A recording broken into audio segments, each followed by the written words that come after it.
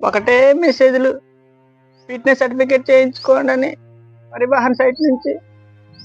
ఏం చేయాలబ్బా? 10,000 కావాలి ఇప్పుడు ఇన్సూరెన్స్. ఫిట్నెస్ సర్టిఫికేట్ చేయించుకోవాలంటే, లేకపోతే పెనాల్టీ వేస్తారంట.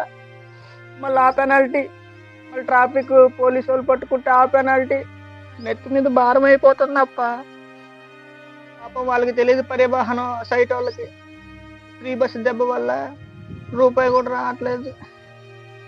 10,000 అప్పు తెచ్చి ఇప్పుడు ఫిట్నెస్ ఇన్సూరెన్స్ చేయించుకోవాలి. 15,000 వచ్చాయి అంటారా?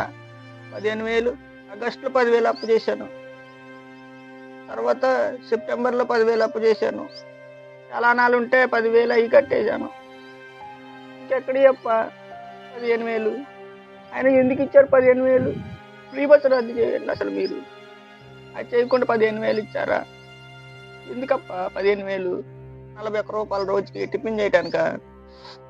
మా పరిస్థితులు ఎవరికి అర్థం కాదులే. అర్థం కాకనే కదా 15 లక్షల కుటుంబాలు బతుకుతున్నాయి.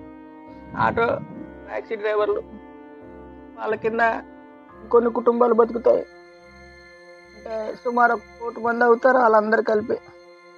వీళ్ళందరూ రోడ్డును పడ్డంలే, ఏం చేస్తాము? పోనీ ఇప్పుడు ఈ 10,000 అప్పు తెచ్చాను అనుకో, ఫిట్నెస్ సెంటర్కి వెళ్ళాను అనుకో, అక్కడ ఫెయిల్ చేస్తారో పాస్ చేస్తారో తెలియదప్ప. ఎందుకనంటే ప్రైవేటీకరణ చేశారు. అది కూడా రాగానే అయ్యో ఏం చేస్తామప్ప? అక్కడికి పోతే గ్యారంటీ లేదు, ఆ కండిషన్లు ఈ కండిషన్లని. ఏం చేస్తాం? ఆటో డ్రైవర్ల బతుకు. నిన్న ఏమని అడుగుతున్నారు తెలుసా? 5 కిలోమీటర్లకు 10 కిలోమీటర్లకు 10 రూపాయలు ఇస్తామని బేలాడుతున్నారప్ప. ఏడుపు వచ్చింది. ఇంకో డ్రైవర్, నాతోటి డ్రైవరే, గవర్నమెంట్ ఏమనక వాళ్ళ ఆటో స్టాండ్లో ఉంటే జనాన్ని ఎక్కించుకుపోతున్నానని నాతో గొడవకు దిగాడప్ప. ఫ్రీ బస్ దెబ్బకి మేము రోడ్డును పడ్డాం, మా స్టాండ్ ఇక్కడ ఉంది, నువ్వు ఎలా తీసుకెళ్తావు అని గవర్నమెంట్ పాపం ఏమనలే అప్ప. ఎందుకనంటే జీవో పాస్ చేసింది కదా. ఏం చేస్తాం? సర్లే, ఉంటానప్ప.